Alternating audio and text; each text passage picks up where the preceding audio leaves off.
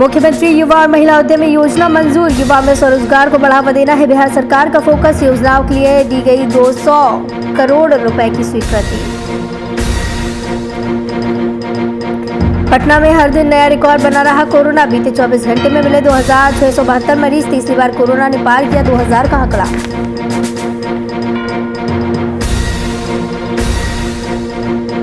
जरमंडी कार्यालय में पदाधिकारियों के साथ बैठक का आयोजन। कृषि मंत्री बादल पत्रलेख की बैठक। कोरोना के बढ़ते संक्रमण पर की गई चर्चा।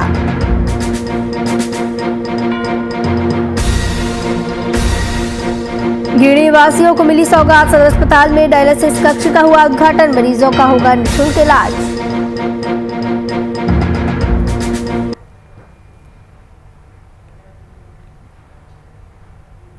नमस्कार, वीआईपी न्यूज में आपका स्वागत है। आपके साथ मैं हूं आस्था श्रीवास्तव। कोरोना के बढ़ते संक्रमण को देखते हुए जिला प्रशासन ने बाजार में लगने वाली भीड़ को रोकने के लिए दुकानों को 3 श्रेणी में बांट दिया है।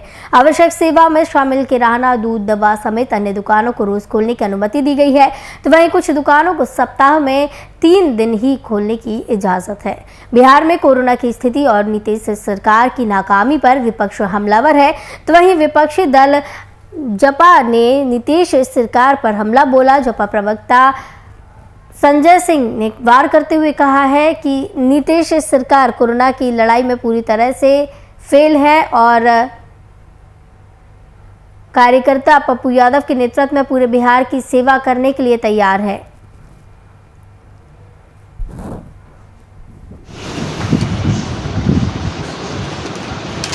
संतुष्ट नहीं है तो फिर से भी बोल सकते। आप लोग को पता नहीं है, जान लीजिए कम से कम। इस विकट समस्या जो कोरोना काल का है, इस समस्या में जुझारू रूप से सेवा करने के लिए तत्पर है। आपने देखा हो कि जो काम सरकार को करना चाहिए वह काम हमारे राष्ट्रीय अध्यक्ष पप्पू यादव जी के द्वारा, उनके कार्यकर्ताओं के द्वारा किया जा रहा है। सरकार के पास आपने देखा कितनी खामी है। लगभग 14 महीना हो गया कोरोना काल में प्रवेश किए हुए, और 14 महीना के अंदर इन्होंने कोई ठोस कदम नहीं उठाया, जिसका परिणाम है कि पूरा शहर से लेकर के गांव लाश में तब्दील होने जा रहा है। भुखमरी की स्थिति बहाल है, लोग पलायन कर रहे हैं, लेकिन जो पलायन कर रहे हैं उनकी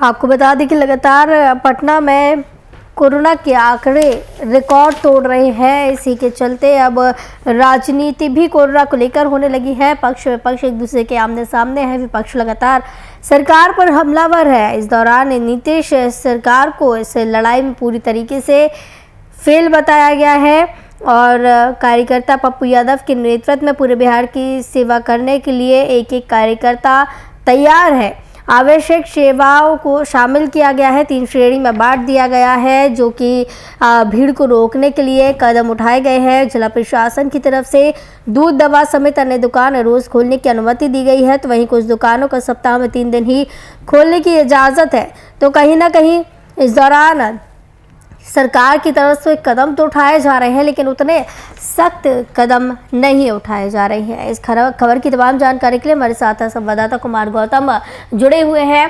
गौतम, जिस तरीके से ये कोरोना का जो मामला है, आंकड़े बढ़ रहे हैं, इस पर राजनीति हो रही है, इस पर राजनीति होना कितना सही है? देखिए, किसी भी आपदा के घड़ी में राजनीति नहीं होनी चाहिए, लेकिन स्वाभाविक है कि सत्ता पक्ष के फैसले को विपक्ष हमेशा से नकारता रहा है। लेकिन कोरोना के मद्देनजर जब सर्वदलीय बैठक हुई और सर्वदलीय बैठक के तहत ये निर्णय लिया गया कि नाइट कर्फ्यू लगाया जाएगा, लेकिन अब ऐसे में बहुत सारी चीजें हैं, जैसे कोरोना की वजह से जो दिक्कतें हो रही है, मरीजों को ऑक्सीजन नहीं मिल रहा है, इसके अलावा जो वेंटिलेटर की व्यवस्था है वो मुकम्मल नहीं हो रही है। तो नेता प्रतिपक्ष तेजस्वी यादव सहित जन अधिकार पार्टी के नेता संरक्षक भी है पप्पू यादव, उनकी तरफ से, उनके प्रवक्ताओं की तरफ से लगातार बयान दिए जा रहे हैं कि जो मुकम्मल व्यवस्था है सरकार पूरी तरीके से फेल है, यानी कि सरकार के सभी कामों को नकार रही है ये तमाम विपक्षी पार्टियां। तो ऐसे में खुद आप देखिए कि कल एनएमसीएच का दौरा, पीएमसीएच का दौरा किया जन अधिकार पार्टी सुप्रीमो पप्पू यादव ने। जी तो परिस्थितियां जब विषम होती है, बात चाहे जब जिस वक्त राजधानी पटना डूब रही थी, पानी पानी हो गई थी, लोग जो है बहुत परेशान हो गए थे, उनके खाने पीने की दिक्कतें हो रही थी, उस वक्त भी पप्पू यादव सड़कों पर निकलकर उन लोगों की मदद कर रहे थे। लिहाजा सरकार की नाकामियों को गिनाना विपक्ष का काम है, लेकिन जी सरकार के साथ उस वक्त जरूर खड़ा होना चाहिए जब सरकार और प्रशासन या जो आपदा की जो घड़ी होती है, जी उस वक्त सभी दलों को एकजुटता दिखानी चाहिए जी ताकि आम लोगों पे विश्वास हो सके। जी जी बिल्कुल गौतम जी, ये कोरोना भी एक ऐसा मुद्दा है, ऐसा मामला है जो पूरे देश में चल रहा है, देश ही छोड़ के विदेशों में भी ये चल रहा है। एक ऐसी महामारी है जिससे सभी सरकारें निपट रही है, तो इसी बीच में ऐसी राजनीति होना कहीं ना कहीं इसमें सहयोग की जरूरत जहां सरकार को पड़ती है, वहां पर विपक्ष निशाना साध रहा है। बिल्कुल, मैं वही बात कह रहा था कि कुछ ऐसे आपदाएं होती है जिस वक्त तमाम दलों को एकजुटता दिखानी चाहिए, तमाम लोगों को एक साथ आना चाहिए, लेकिन क्योंकि सरकार की नाकामियों को गिनाते हुए अगर मदद करनी है तो जन अधिकार पार्टी से बेहतर पार्टी कोई हो ही नहीं सकती। देखिए, वो ऐसा नहीं है, जन अधिकार पार्टी की तरफ से पप्पू यादव सड़कों पर आते हैं, मरीजों के साथ जाते हैं, उन्हें ऑक्सीजन मुहैया कराते हैं, लेकिन लगातार सरकार के ऊपर सरकार की नाकामियों को जरूर गिनाते हैं। और ऐसा इसलिए भी है क्योंकि सरकार इस घड़ी में चाहकर भी उतने लोगों तक ऑक्सीजन मुहैया नहीं करा सकती, उतने लोगों को राहत नहीं पहुंचा सकती, क्योंकि जो आंकड़े हैं वो लगातार बढ़ रहे हैं। सरकार को भी शायद अंदाजा नहीं था कि इतनी तेजी से आंकड़े दो गुने या 3 गुने होंगे। आप देखिए, इस वक्त जो सूबे बिहार का सबसे बड़ा अस्पताल है कोविड अस्पताल, जहाँ के तमाम जो डॉक्टर हैं उनको कोविड के लिए लगाया गया है, लेकिन वहां पर अब बेड की संख्या कम पड़ती जा रही है, इसलिए क्योंकि मरीज बढ़ रहे हैं। तो ऐसे में अब दूसरे किसी अस्पताल को सब्स्टिट्यूट के तौर पर तैयार करना ही एकमात्र विकल्प है, जो जिस बात को लगातार जन अधिकार पार्टी के नेता कह रहे थे, उनके प्रवक्ता कह रहे थे। दूसरी बात आप देखिए कि एनएमसीएच की बात कर लें, एम्स की बात कर लें, राजधानी पटना में कई प्राइवेट अस्पताल हैं जहां पर मरीजों का इलाज चल रहा है। तो ऐसे में ऐसा नहीं है, ये पहला मौका नहीं है, जन अधिकार पार्टी लगातार सरकार के ऊपर हमला कर रही थी, सरकार को जगाने की कोशिश कर रही थी। इनका आरोप है कि सरकार सही समय पर नहीं सजग रही, नहीं जाग सकी, जिसका परिणाम है कि आज राजधानी पटना में अस्पताल के नाम पर सिर्फ कालाबाजारी हो रही है, मरीजों का इलाज नहीं किया जा रहा है, मरीज दम तोड़ रहे हैं। तो तमाम वो ऐसी चीजें हैं जिसको लेकर के जाप के नेता, कार्यकर्ता और प्रवक्ता जो हैं ये सरकार के खिलाफ बयान दे रहे हैं। जी गौतम जी, तो जन अधिकार पार्टी के जितने भी कार्यकर्ता है, प्रवक्ता है, वो सभी सरकार को जिस तरीके से घेर रहे हैं और जिस तरीके सवालिया निशान खड़े कर रहे हैं, तो कहीं ना कहीं पार्टी की तरफ से ये साफ तौर से कहना है कि सरकार इससे लड़ने में सक्षम नहीं है।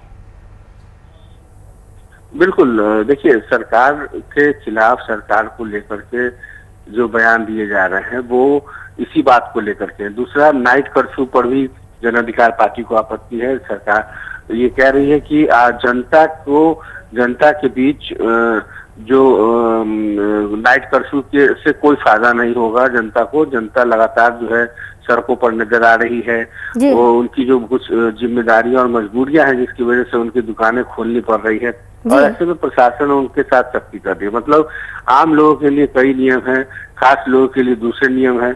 ऐसा नहीं होना चाहिए, सबके लिए एक जैसा नियम हो। और आज चूंकि स्थितियां बहुत अनुकूल नहीं है, तो जन अधिकार पार्टी की तरफ से ये भी कहा गया है कि तमाम जी गौतम जी, तो कहीं ना कहीं पार्टी को यही लगता है कि जो वीआईपी लोग हैं उन्हें अलग तरीके से सरकार ट्रीट करती है, और जो आम लोग हैं उन्हें सरकार अलग तरीके से जो है चीज़ें देती है। बहुत बहुत धन्यवाद कुमार गौतम हमारे साथ जुड़े थे इस खबर की तमाम जानकारी के लिए।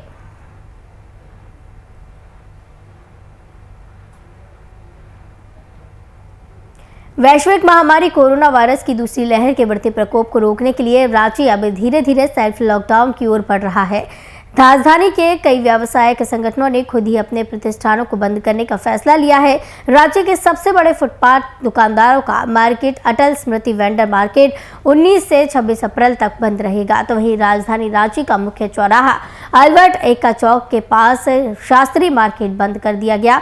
इसके अलावा अलग अलग जगहों पर भी कई दुकानें स्वतः निर्णय लेते हुए बंद कर दी गई। तो वहीं दूसरी तरफ 19 अप्रैल से लेकर 23 अप्रैल तक झारखंड सचिवालय सेवा संघ के सभी सदस्य सामूहिक अवकाश पर रहने की घोषणा कर चुके हैं। कोरोना की चेन को तोड़ने के लिए यह निर्णय संघ की ओर से लिया गया है।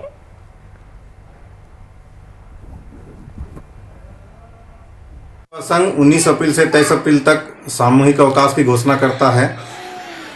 विदित हो कि सचिवालय में 150 से अधिक कोरोना संक्रमित मिल चुके हैं और इसकी रफ्तार जारी है। ऐसे में कोरोना की चेन को तोड़ने के लिए संघ के द्वारा यह निर्णय लिया गया है। सर्वविदित है कि अभी स्वास्थ्य सेवाओं की स्थिति बहुत अच्छी नहीं है। हमारे कई सहकर्मी दम तोड़ चुके हैं और कई अस्पताल में भर्ती हैं। ये झारखंड की रांची की स्थिति को देखते हुए यहाँ की स्थिति इस वक्त बहुत ही भयावह है। जी सर जी। मैं आपको क्या बताऊं, कल मेरे एक अंकल जी एक्सपायर कर गए और एक मेरा मित्र बचपन का दोस्त, उनकी वाइफ डेथ कर गई और वहाँ पर जगह नहीं है, कोई व्यवस्था नहीं है। सवेरे से हम लोग लाइन में लगे रहे हरमू में। मशीन भाई ठीक हो गई है, जब नंबर आया तो मशीन खराब हो गई। फिर कहते हैं घाघरा ले जाइए, घाघरा गए हैं तो वहाँ कोई व्यवस्था नहीं।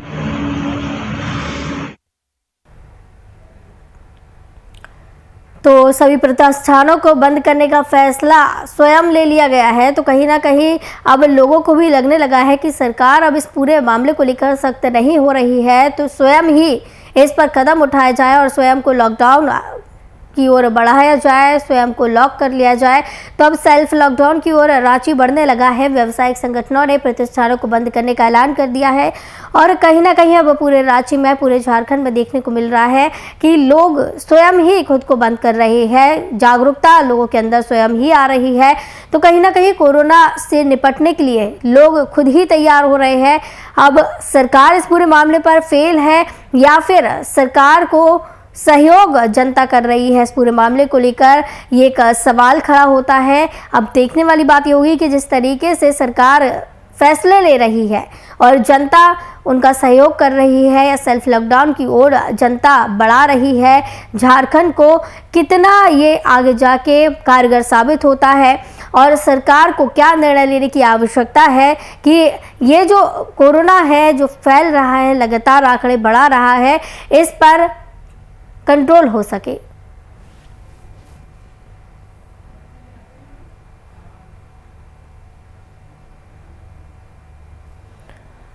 तो व्यावसायिक संगठन भी कहीं ना कहीं अब डर के साए में रहने को मजबूर हो रही है।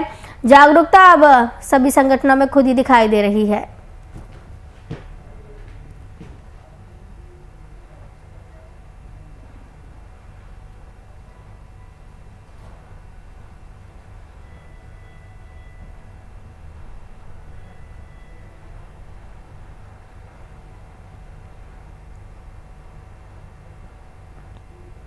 इस खबर की तमाम जानकारी के लिए हमारे साथ रांची से ब्यूरो चीफ राजीव रंजन जी जुड़े हुए हैं सीधे।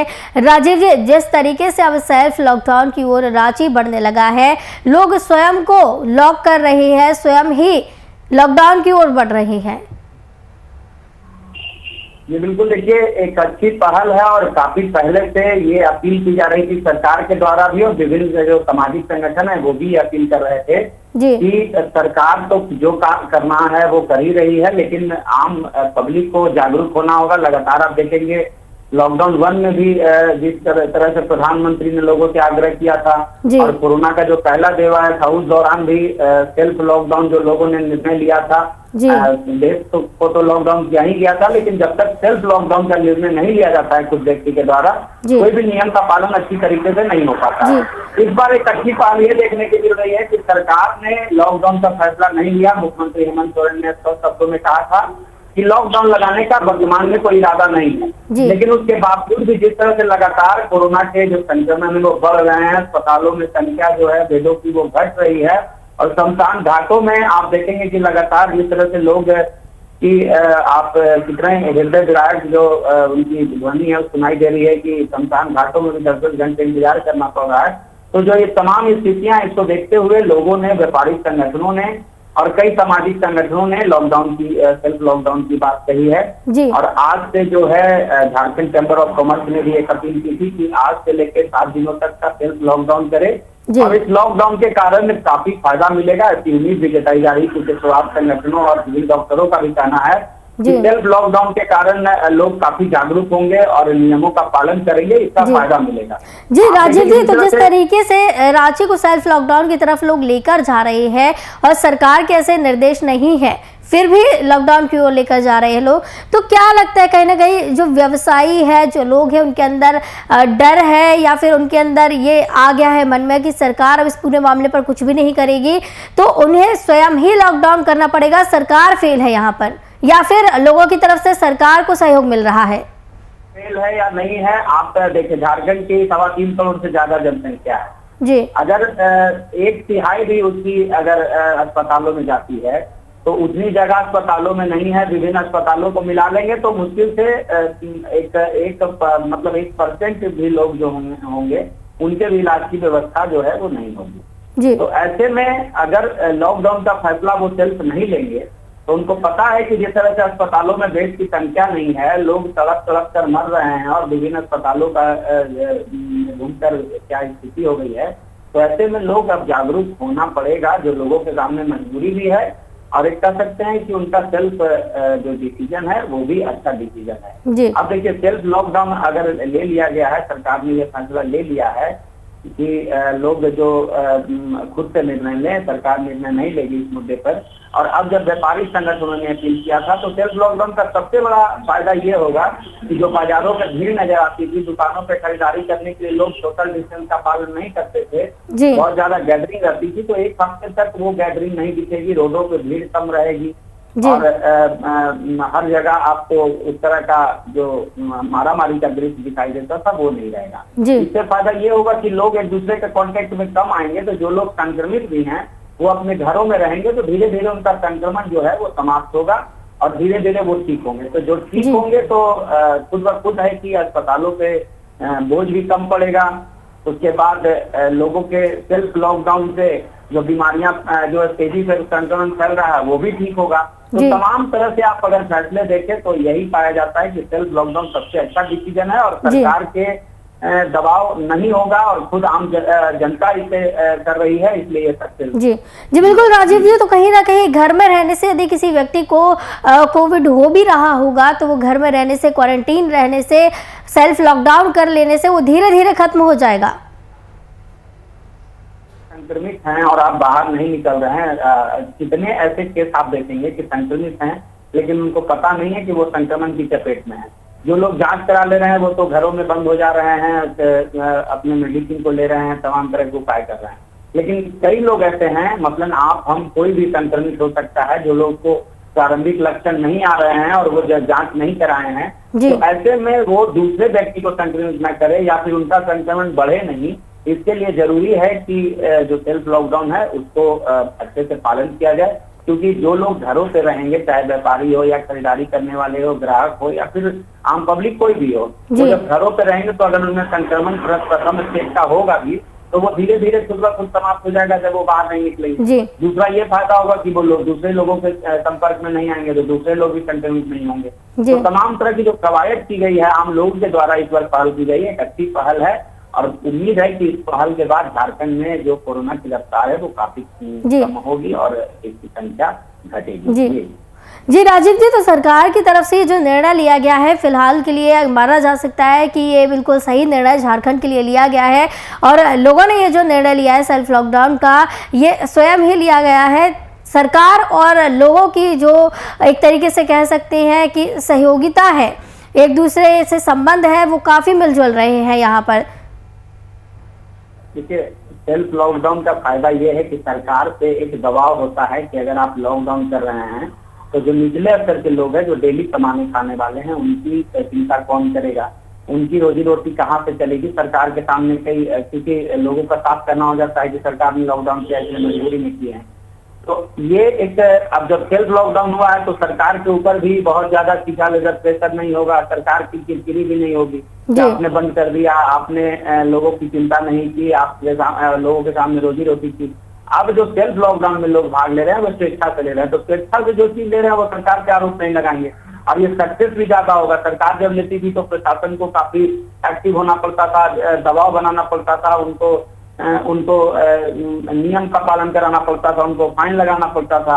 लेकिन इस बार क्या हो रहा है कि सेल्फ लॉकडाउन का जब फैसला लिया गया है तो इसमें ना तो ज्यादा प्रेशर लगाना होगा सरकार को, ना ज्यादा अपना सरकारी मशीनरी को यूज करना होगा, खुद ब खुद बाजार और तमाम तरह के व्यापारिक संगठन है, जो व्यावसायिक संगठन है वो बंद रहेंगे। जी बिल्कुल राजीव जी, तो कहीं ना कहीं इस सेल्फ लॉकडाउन का जो फैसला लिया गया है संगठन की तरफ से, लोगों की तरफ से, काफ़ी सराहनीय ये जो फैसला है ये लिया गया है। इसकी वजह से अगर कोई व्यक्ति कोरोना संक्रमित होगा भी तो वो घर में रहेगा और बाहर नहीं निकलेगा तो कोरोना संक्रमण फैलेगा भी नहीं। बहुत बहुत धन्यवाद राजीव रंजन जी, ब्यूरो चीफ, हमारे साथ जुड़े थे इस खबर की तमाम जानकारी के लिए।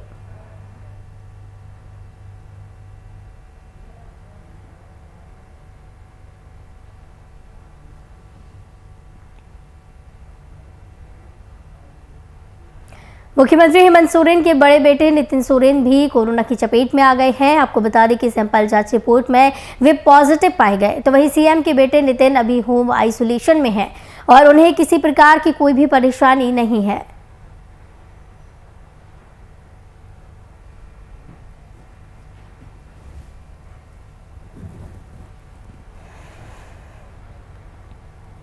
कोरोना के दूसरे स्ट्रेन का कहर झारखंड में साफ तौर से देखने को मिल रहा है, जहां आम लोगों के साथ साथ खास लोग भी कोरोना की चपेट में आ रहे हैं। इसको देखते हुए भाजपा विधायक दल के नेता बाबूलाल मरांडी ने सूबे के मुख्यमंत्री को फोन किया और कोरोना की वर्तमान परिस्थितियों के बारे में जानकारी दी। वहीं मीडिया से बातचीत के दौरान बाबूलाल मरांडी ने कहा कि उन्होंने मुख्यमंत्री को 1 सप्ताह के लिए लॉकडाउन करने की सलाह दी है। कल शाम को हमने मुख्यमंत्री को टेलीफोन लगाया और इधर से तो बात नहीं हो पाई थी, लेकिन कुछ देर के बाद मुख्यमंत्री ने हमें रिंग बैक किया। फिर हमारी उनसे बात हुई और हमने मुख्यमंत्री को ये कहा कि भाई पहले तो आप कम से कम 1 सप्ताह के लिए कंप्लीट लॉकडाउन लगाइए ताकि इस चेन को हम लोग ब्रेक कर सकें। तो उन्होंने हमारी बात को सुना है, उन्होंने कहा कि हम लोग विचार करते हैं। तो हम उम्मीद करते हैं, क्योंकि अभी हमारे पास जितनी भी खबरें आ रही है, चाहे वो सोशल मीडिया के माध्यम से, टेलीफोन के माध्यम से, लगता है कि राज्य की जनता इस वक्त चाहती है कि लॉकडाउन हो। बढ़ते कोरोना संक्रमण को देखते हुए कृषि मंत्री बादल पत्रलेख ने झरमंडी प्रखंड कार्यालय में पदाधिकारियों के साथ एक बैठक का आयोजन किया है। तो वहीं मंत्री बादल पत्रलेख ने मीडिया से बातचीत के दौरान बताया कि जिस प्रकार झरमंडी, वासुकीनाथ सहित पूरे राज्य में कोरोना का प्रकोप बढ़ रहा है, उसके बचाव के लिए सर्वप्रथम टीकाकरण बहुत ही महत्वपूर्ण है और लोगों को जागरूक करते हुए कोरोना वैक्सीन लगवाना है। इसके आगे उन्होंने कहा है कि झरमंडी, वासुकीनाथ में लगातार लोगों की मौतें हो रही हैं, लेकिन ये सुनिश्चित नहीं हो पा रहा है कि कोरोना के कारण ही सभी मौतें हुई हैं। तरह से पूरे राज्य सहित दुमका जिला में कोरोना से स्थितियां उत्पन्न हुई है, उसको लेकर पीपल में एक भय का माहौल है।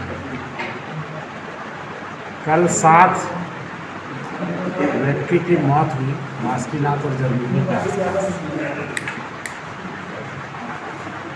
कुछ की घर में मौत हुई, कुछ का सिम्टम्स वैसा था, लेकिन मेडिकली ये प्रूव नहीं किया जा सका कि उन्हें कोरोना था या नहीं था।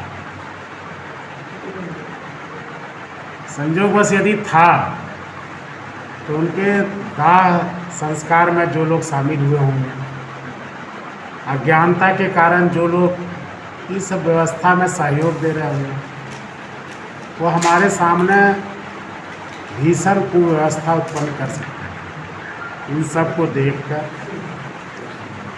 आज हमने सुबह ही जिले के उपायुक्त जी राजेश्वरी जी को निर्देश दिया।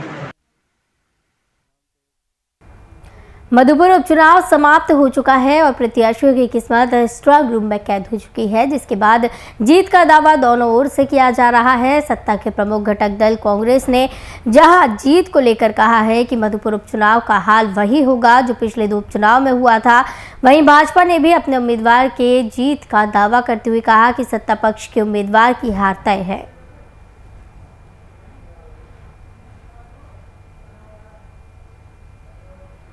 हेमंत सोरेन की सरकार गठन के पश्चात ये तीसरा उपचुनाव है मधुपुर का।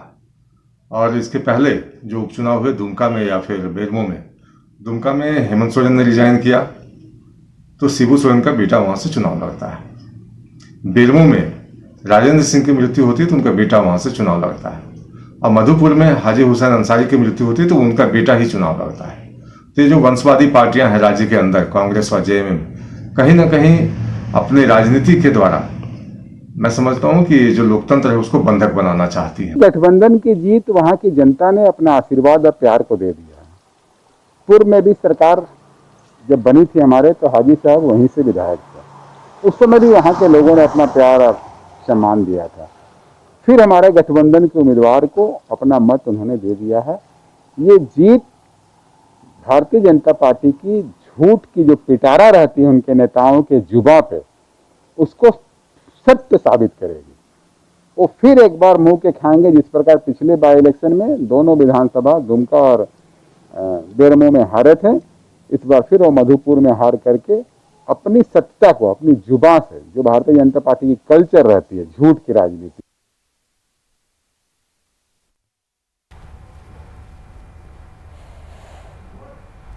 वीआईपी न्यूज के बुलेटिन में फिलहाल इतना ही। मुझे दीजिए इजाजत। नमस्कार।